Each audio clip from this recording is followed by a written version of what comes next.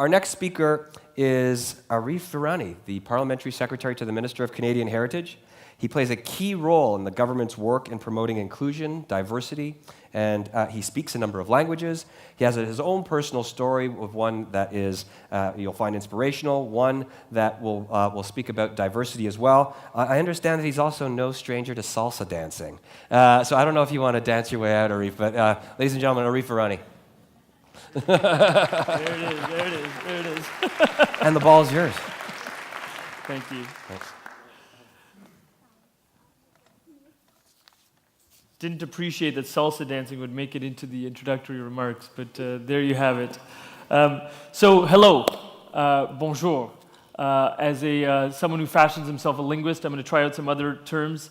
Good dag, wera bieve, and ulakut.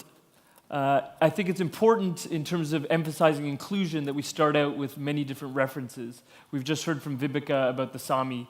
I've also included some greetings in Inuit, in Inuktitut, and it is very, very important in terms of the efforts we're trying to make as a government in participating in a conference like this to demonstrate those kinds of inclusive messaging.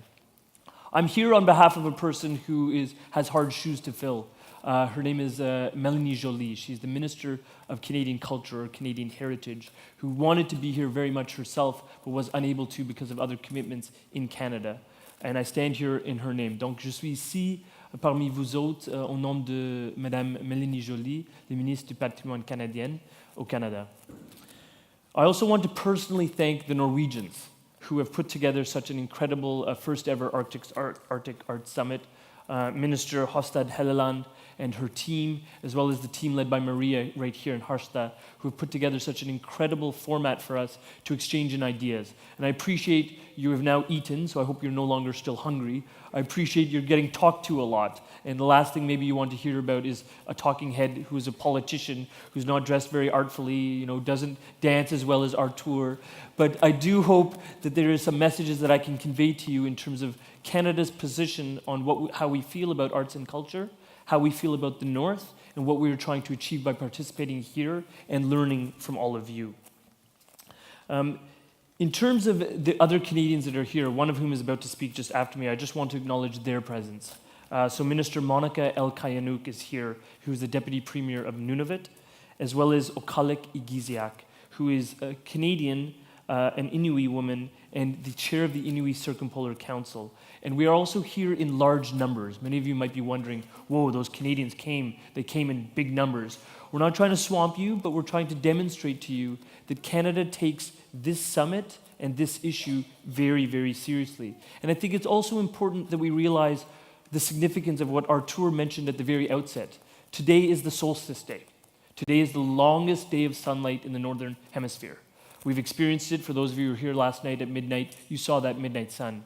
But on a day when we have the largest amount of sunlight, I think it is important, and we as a government think it is important, to shine a light on the Arctic, on circumpolar cooperation, and in promoting the human resources in the Arctic. And what I mean by that is something that was touched on earlier today, that people too often think about the wildlife or the natural resources or the oil and what is in the ground in terms of the Arctic. But we are talking about the people that populate the Arctic and giving power to their perspective and empowering their voice. And that is why we are here in such large numbers, because we are here as academics. You heard from Monsieur Chartier. We are here as political representatives. We are also here as people who are Indigenous, people who contribute to the arts, because we want to collaborate on many, many levels and share our experiences, but fundamentally to hear from you. But there's also a perspective that I want to give you that comes from Ottawa, from our leadership, from our government. So what is the government of Prime Minister Trudeau doing on these issues and under the leadership of Minister Mélanie Joly? What we are doing is we are developing things such as an Arctic policy framework, which was announced last year. And I think the important message for you is not to get tied up in the terminology, but to understand that when we look at an Arctic policy framework, what we are doing is we are co-developing it with Indigenous territorial and provincial partners, people who live in the Arctic region, and allowing them to determine their own social, cultural, and economic future. And that co-development piece is critical. We've also engaged in different direct agreements with different members of our Indigenous populations. And our Indigenous populations include the Inuit, It includes people who are referred to as First Nations, and includes the Métis. And we have engaged in different direct relationships and agreements with all three of these bodies.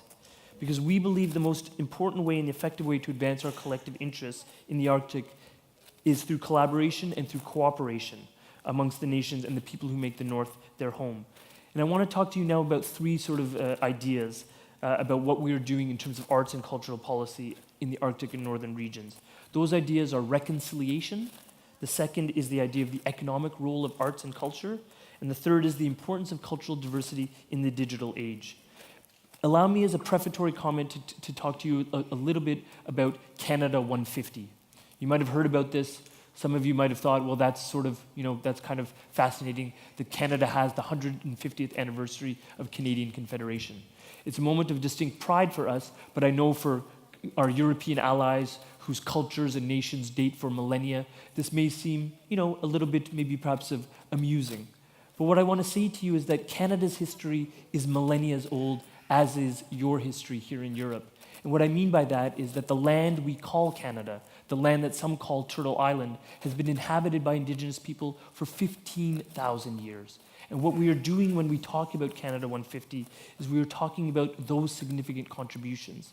And we are understanding and recognizing that much like here in Europe, the legacy of Canadian governmental policy with respect to Indigenous people has not been a great legacy. There has been colonization, there have been attempts to eradicate cultures and communities. We recognize that, we want to learn from that, and we want to move forward. So when we talk about Canada 150, we talk about reconciliation with Indigenous peoples, but also moving forward together in a cooperative and collaborative manner, empowering those voices, understanding what went wrong, but understanding what we can do better together, which is a very, very important message for us, particularly in this milestone year. As a tangible example, our tour encouraged us to give us tangible examples. What can nations do? What can politicians do? What can different collaborators here at this forum do? As a tangible example of that reconciliation and the work that is being done at this kind of art summit, we are empowering Indigenous culture specifically through Indigenous language. So we are going to enact Canada's first ever Indigenous Language Protection Act, and there are between 60 and 90 languages and dialects spoken in Canada among the various Indigenous groups. It is a big undertaking, but it is one that we are committed to doing so because we know that if you're going to give people voice and empower perspectives, you need to actually do that through a language vehicle. We are also keen on, and I think this needs to be stated again and again, why the arts? Yes, the arts are, it's fun. We come out here with tennis balls, we do salsa dancing, it's entertaining, but it's so much more than that. When we actually empower a community to tell its story, what we are doing is empowering those individuals. Giving them voice and giving them perspective builds self-esteem, it builds confidence, it enables people to be ambassadors for their own culture, it addresses some of the concerns that I'm sure we share as Arctic nations, where we have isolation, we sometimes have mental health concerns. Those can be addressed when we empower communities to share their own stories through their own voice, not through some appropriated medium, but through the individuals themselves whose stories are being told by those individuals personally. We've had great success at doing this. I don't want to go into details, but just two that I will mention are perhaps the greatest Canadian film ever made, Tanarjuat, which is called The Fast Runner. It's a story about the North and the Inuit. And also the artist Annie Putuguk, who has exhibited literally around the planet, who sadly passed away this past year. But the second point I want to talk about is that, we are an elected government. We do have a stake in terms of the moral good, but we also have a stake in the economic good. And that's something that I think all of the 8 nations here share, is that we believe in promoting the arts and promoting culture because it is an economic driving force. And I'll give you some statistics. In Canada, it actually accounts for 3% of our gross domestic product and 630,000 jobs that are related to the arts and culture industry. So if my numbers are correct, you basically take the entire population of Oslo, you put it to work in one industry. That's the Canadian arts and cultural industry. It's quite staggering in terms of that proportion, but we think it can grow even further because what we can cultivate in Canada can then be exported beyond Canada. Just in the north, it's worth $195 million and about 2,000 jobs. So what are we doing to promote this and to give some meaning to this kind of initiative? We're doing a few things. We are deliberately investing in Canadian culture. What we did with our very first budget, our government was elected in 2015, our very first budget committed $1.9 billion to the arts. This was unprecedented. It hadn't been seen in those numbers for 30 years. It is a leading position in terms of G7 nations, and we're proud of it. And we're proud that we're supporting different entities like the Canada Council. You had a great presentation here by Kirsten and the work that is being done in Norway by the National Arts Council here. That's the exact same sort of vehicle that we are funding in Canada. We have Stephen Loft here. I lost him. He's much more Natalie attired than I am. He's got a ponytail and some tattoos, but he's somewhere in the back here, and you'll see him there, Stephen. But he doesn't have to wear the political garb. He gets to dress sort of in a bit more sort of cool fashion. But Stephen is doing incredible work with Telefilm Canada, with partners that are right here at the summit, including promoting things such as an Arctic Indigenous Film Fund, where we can have collaboration between Canadians and we can have collaboration between Sami and people in Scandinavia and work on empowering those Arctic Indigenous voices through the medium of film. And that's the exact kind of collaboration that we want to see. That's a kind of collaboration that we want to hear about. That's a collaboration that we want to work towards, as Vibeke said, not just at this summit, but in future summits. And it's exciting to see so many national arts councils. I believe I have a series of meetings that are being arranged with a number of the different heads of these national arts councils, because that kind of collaboration is something that we'd like to work on. And it's something that Minister Jolie herself takes very seriously, because for too long, arts has been seen as simply, again, that entertaining medium, that moral medium, but we need to give it also an economic lens, because when you put the economics to it, it makes the case that much stronger. And that's something that we are working to promote. And the last area I want to talk about is this digital era. You had Artur here taking a selfie. They told us to get rid of our phones, so I'm not going to try and do the elaborate selfie. But I think the point that Artur is making is that we are in this digital age. You've got tremendous digital infrastructure here in Scandinavia.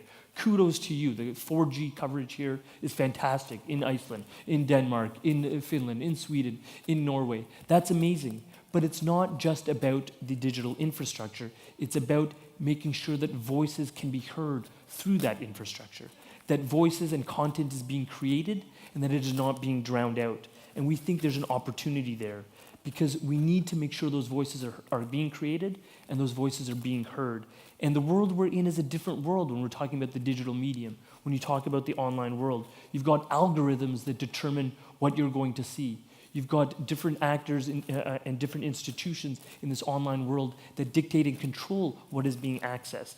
And what we want to ensure is that when we move from the analog world into this digital world, we don't lose those Norwegian voices. We don't lose those Canadian voices. We don't lose those Finnish voices, et cetera, et cetera. And that's a fundamentally different kind of discussion that needs to be had. We're having a conversation about that in Canada. Minister Jolie has been incredible in doing consultations about the online world and how we address it, and how we ensure that these voices are heard and we bring them to bear, and that people are not only heard but actually paid for their work. It's a consultation about fostering creative content in this digital world. And I think that's a conversation that all of us need to be having. Every single person in this room, every nation has a stake in this. And I think, that collaboration, it seems kind of funny and facile. We talk about collaboration among Nordic nations. We talk about the fact we share a certain climate among northern nations. We share a certain climate. We certainly share a certain passion for winter sports. Here it's more cross-country ski related. In Canada, it's more ice hockey related. But there's commonality there. But that commonality can extend so much further. And those collaborations can extend so much further. And we want to play a role in that. Canada, I'll sort of just pat ourselves on the back just for a moment here, has been a leader in the field of culture and cultural inclusion and cultural sensitivity and diversity, going back to the days of the original UNESCO convention. We want to continue to play that kind of leadership role by having a dialogue with different members of the international community, members and nation states and governments that we engage with, and have a discussion about how we create content, how we empower voices, and how we make sure that that content is being made available through the digital world, and also that people are being paid for that content. And we think that that's something that desperately needs to be done, and done sooner rather than later, because that reflects the new reality that we are addressing here. What I want to do is, there's the ball. I've got about 60 seconds. I'm going to throw it at him if he knocks me out. But I want to end on just a bit of a call to action, because I want to make sure that we're all thinking about arts and culture as a moral good, as a means of empowering communities, but also as an economic driver. But when we think about arts and culture, let's make double sure, triple sure that we empower the northern voices. We empower those Arctic voices. The stories from our Arctic regions deserve to be told because there's wisdom in those stories. There's wisdom from which we can all benefit. But I think our collective responsibility, and I hope the outcome of this important dialogue, is that we amplify such voices, particularly in the online world. Thank you very much for your time. Thank you for not body checking me off the stage, Artur. I look forward to speaking with you all. And I'll say again in my multilinguistic effort, merci. I'll say tak, giktu, kujanamik, and thank you very much. Thank you, Arif. Thanks a lot, man. Thank you. Thanks. One thing that I do want to say, though, as a Canadian ambassador here, one of the things that Norwegians, when they meet me, they often say is, we love Canada. We're just not sure why. The kind of investment in the arts and culture are absolutely key in answering the question why. It's about the people, and it's about the identity and the diversity of the country. So I think that new investment is as the ambassador here in Norway has been absolutely essential. So thank you very, very much for that. Thank you, Arif.